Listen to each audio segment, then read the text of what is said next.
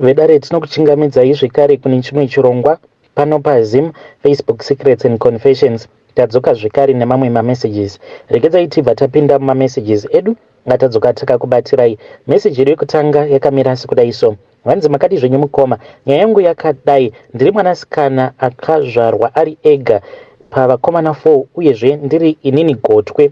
Baba vangu vakafa zvainge zvisina tsarukano ndiri grade 6, asi panguva iyi amai vakabva vagadzwa dare. Ndichiri kutondera kuti parufu rwababa pakazova nemakakatanwa.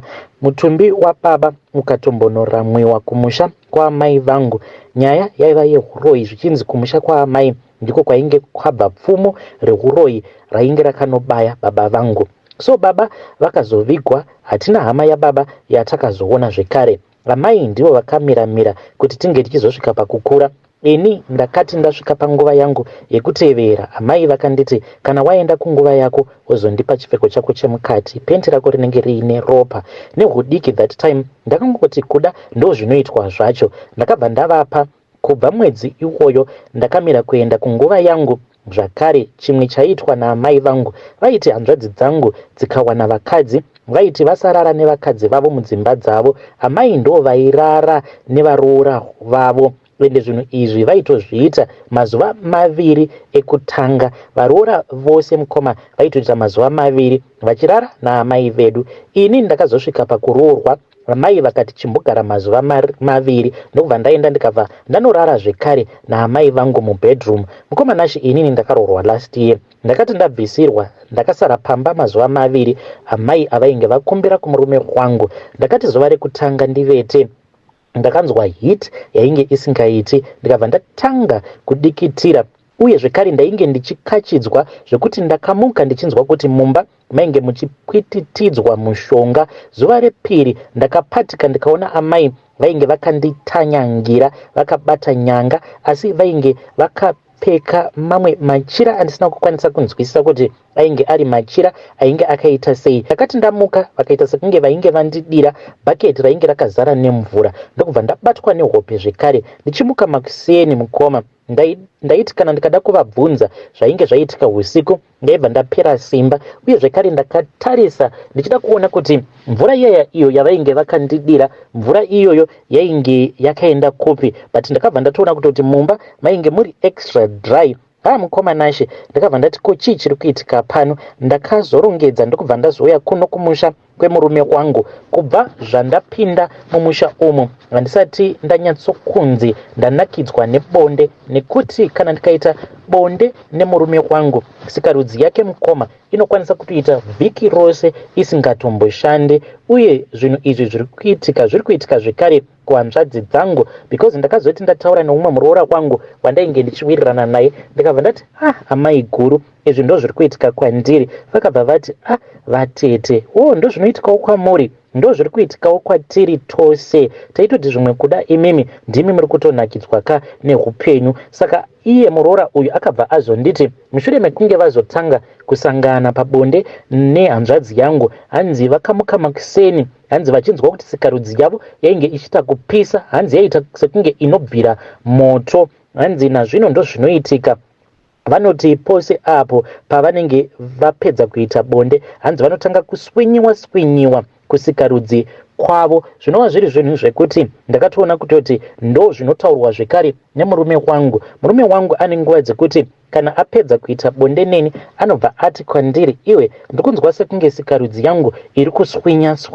So akatomboti zvimwe kuda maybe isiki, but now ndava kutoona kutoti haisi siki, because isiki yakaita sei yekuti inonoafektawo even nevaroora zvekare nevakuwasha. Saka ndinodawo kuti vedare renyu vange vachizondibatsirawo ipapo, kana kuri kunzi kune kumwe kwekuti tinokwanisawo kuendawo kwekuti tinokwanisa kunobatsirwa, please ndiziviseiwo, then ini nehama dzangu in secret tobva tazozamawo kuti tinge tichienda ikoko kwatinenge taudzwa.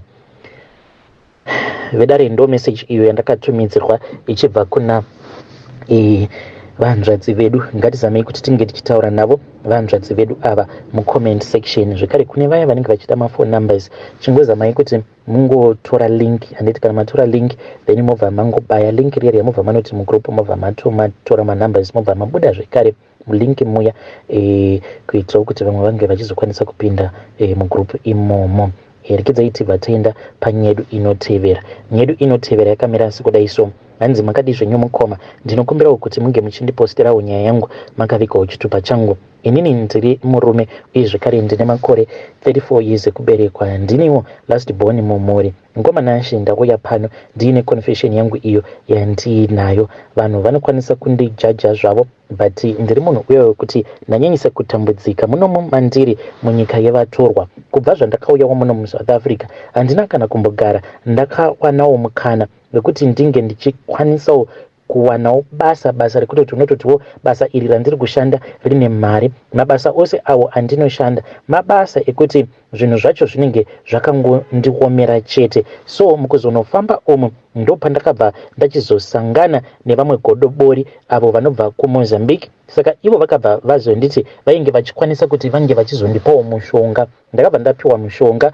wekutsvakisa basa. Zveshuwa ndakabva ndawana basa, but manje there is a catch now. Godobori vaya vari kuti vari kufanira kuti vange vachidzoka kuMozambique. Saka ivo vakanditi kana ukaona zvinhu izvi zvava kukunetsa, ndikuda kuti unge uchizoudza chinhu ichi. Ndokubva vazondipa chimwe chainge chakaita kunge chimhuka. Ndakangoti ndichimunochibata ndichiri kuda kutarisa kuti chainge chiri chimhuka chainge chakaita sei. Ndokubva chatonyangarika mumaoko angu chinhu chiya. Mukomanashi vakabva vanditi chinhu ichocho kana chava kuda zvachinenge chichida chichazoya chichindinetsa. Vakabva vanditi iweka unofanira kuti unge uchizoziva kuti chinhu chose chinorarama neropa. Zvino ichi chinhu chandakupa chinokwanisa kuzoda ropa remunhu. Saka gara waita sarudzo, timire paya patainge timire.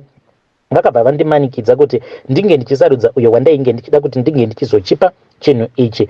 Zvino mukomanashi ndakabva ndazosarudza mwana wehanzvadzi yangu uyo who is the first born in my family. Saka iye hanzvadzi yangu uyo ane mwana wake pari zvino ari muform 2 ndiye wandakasarudza iyeye. Hanzi mwana uyu achazoti achinonosvika 18 years achangorwara only a couple of days obva ashayika mwana uyu. Mukomanashi I feel so much regret. Izvezvi kutaura nehama handitomborina simba rekuti ndinge ndichitaura nehama nekuda kwemhiko idzo dzandakaita pamwana wehanzvadzi yangu. Ndinozviziva kuti mwana uyu zveshuwa achasvika pakufa ende ndinenge ndamuuraya. Chinhu chiya ndiri kunamata every day, zuva rogara kasikwa naMwari ndogara ndichinamata ndichiti Mwari dai chinhu ichi kwachiri ikoko, because hanzi chakaenda kumbonozorora mumapako. Ndiri kuti dai chikangofirako kumapako chisazodzoka chichiti nguva yacho yekuti chinoda ropa yakwana.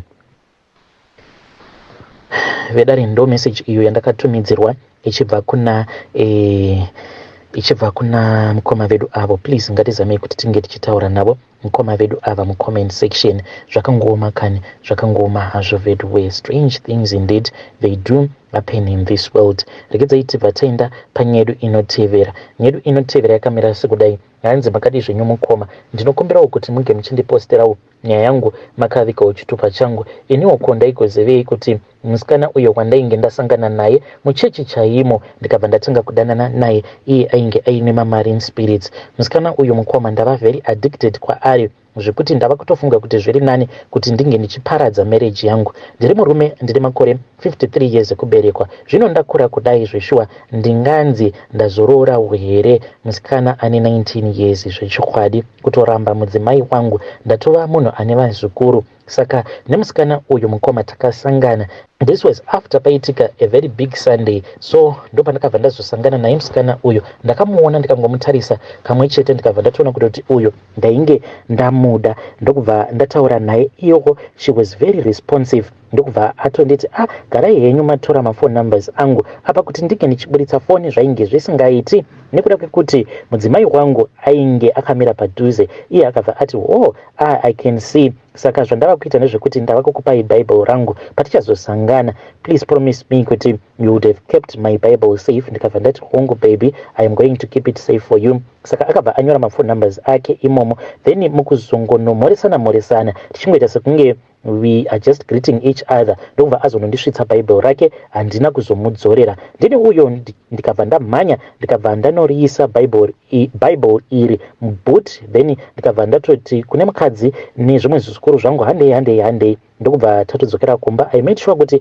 I protected that bible, ndikabva ndanorihwandisa pazasi peseat radriver. Then ndakazoti ndava kubasa ndopandakabva ndazotora mafone numbers aya then bible iri ndikabva ndazorichengeta kubasa. Saka iye since she was staying in another province, zvandakazoita ndezvekuti ndakati ndaita mari ndokubva ndazoti zvandava kuita panapa ndezvekuti ndoda kuti unge uchimboya kunoku kuitira kuti tinge tichimbospenda a night together. Akabva ati painge pasitomborina kana problem zvachose, saka ndakamutumidzira mari. Mwana wevanhu akabva azouya, takabva tazonorara kuhotel kune mudzimai ndainge ndichida kuenda kumbonotarira rimwe project kune mamwe masites edu. Ndini uyo ndokubva ndaenda zvangu ndikabva ndanorara naye mwana uyu tiriko kuhotel kuya. Zvino mukomanashi, nyaya yakazoitika ndeyekuti musikana uyu nekuda kwerunako rwake ndakabva ndatanga kunzwa kuti ndinomuda, kumuda chaiko zvekurevesa. Ende iye ane zvimwe zvaanondiitirawo panguva dziya dzekuti tinenge tichifadzana pamutambo webonde. Akabva azoti one day, baby, ndine extra things that I want to give you, zvimwe zvacho zvisingatauriki pamhepo mukoma, zvimwe kuda vanhu vaikwanisa kuzonzwisisa nyaya yangu, kunzwisisa kuti why is it ndasarudza kuti zviri nani kuti ndinge ndichikanganwa mhuri yangu. Akati andiita zviya mukoma, murume mukuru akasvika pakuridza mhere zvekuti takasvika pakunokerwa tichinzi tainge tava kunyanyisa kuita noise, tainge toitirawo vamwe vainge vari mumanext room noise too much. Ndokubva ndazodzikamisa hana paya. Zvino akazoti andipama zvekare ndokubva azevezera munzeve dzangu achiti ndoda kuti unge uchidivorsa amai elder, mudzimai wako. Ndikabva ndati anything that you want I can do it for you. Saka iye ari kuda kuti ndinge ndichizova murume wake kana ndaramba mudzimai wangu. Zvino chinzwaika hope dzandava kupota ndichirota. Ndinomurota musikana uyu, ndinomurota iye anenge achifamba ari kumberi, inini ndinenge ndichiteverera ndiri kumashure. Zvino tinoti kana tofamba zviya tinozogumisidzira tava kugungwa, then obva azoti ngatipindei mugungwa. Ndinongoti kana ndikangobvuma chete kunopinda naye mugungwa anobva ashanduka, obva aita sekunge espirit, obva atondidzipa paya, then anobva azondidzipa paya ndobva ndatofiramo mumvura muya. Pandinopepuka mukoma nashe noti ko ingawani zvandichiri mupenyu. Saka musikana uyu I know for a fact kuti atori nemamarine spirits. Ndikudawo kuti vedare renyu vange vachizondibatsira. Hey, vedare ndo message iyo yandakatumidzirwa ichibva kuna mukoma vedu. Ngatizamei kuti tinge tichitaura navo mukoma vedu ava mucomment section. Hey, amen, nokuti zviizvozvo zvavanoitwa zvavakati hanzi hazvitauriki. Mukoma nashe hanzi zvandinoitwa naye musikana uyu hanzi murume mukuru kusvika pakuridza mhere zvekuti vashandi vepahotel vakauya kuzonoka vachiti ii noise yacho ngatitaurei navo kuseka nhamo serugare, asi ngatitaurei navo mukoma vedu ava mucomment section. Hanzi akabva anditi ndoda kuti unge uchiramba mudzimai wako.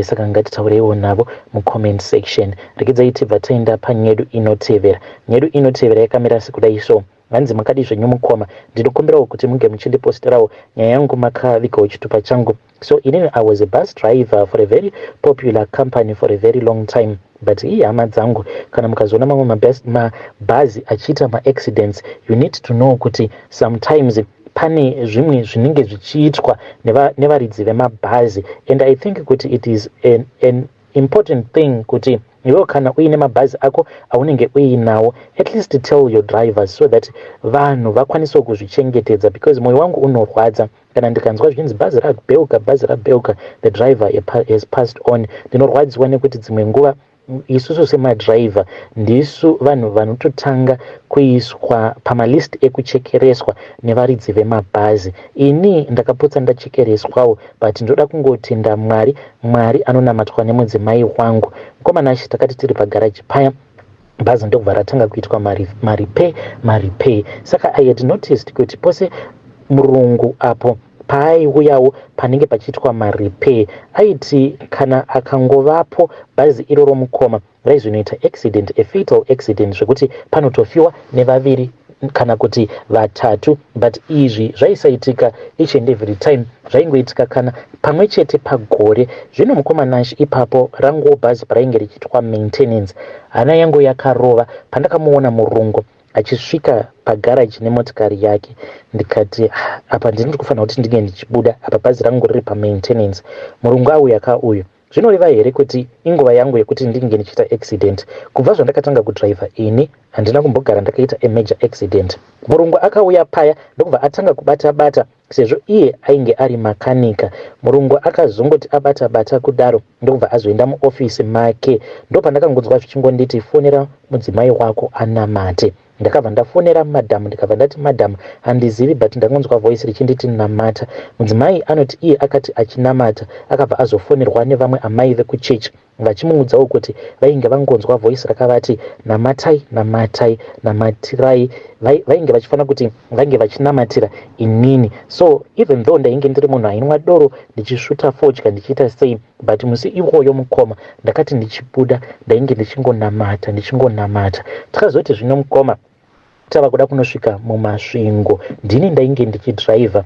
Ndakaona madhongi matatu. Madhongi awa mukoma, they just appeared out of nowhere. Madhongi awa akabva azoshanduka, akashanduka mukoma, akabva ava vanhu, but ndakaramba ndichingonamata. Then madhongi aya akashanduka akazova vanhu, akabva azova zvimumvuri zvakazongonyangarika. Ndakangoti ndadarika panzvimbo ipapo, foni yangu mukoma Nashi, murungu akaita mamwe missed calls, ameno kuti how many missed calls. Then ndakazoti ndakwanisa kuanswer call. Nekuda kweizvo zvandainge ndaona handina kana wandainge ndakamboudza. Ndakazoti ndasvika pandainge ndichikwanisa kumisa bhazi, ndo pandakabva ndazodavira call. Murungu akabva ati you are still safe. Ndanga ndisiri kukuona, ndikafungidzira kuti something has gone wrong. Zvinhu zvekuti zvakandishamisa, but at that time ndainge ndatorana nevamwe vangu pandakanodavira call. Murungu haana kuzviziva kuti achinotaura kudaro tose tainge tichimunzwa. Vedare ndo message iyo yandakatumidzirwa ichibva kuna mukoma vedu avo. Hanzi takazosiya basa tose the same day. Hanzi takati tichinosvika kumasvingo tose takasiya basa. Zvakangoma hazvo vedu we, ngatizamei kuti tinge tichitaura navo mukoma vedu ava mucomment section. Strange things indeed they do happen in this world.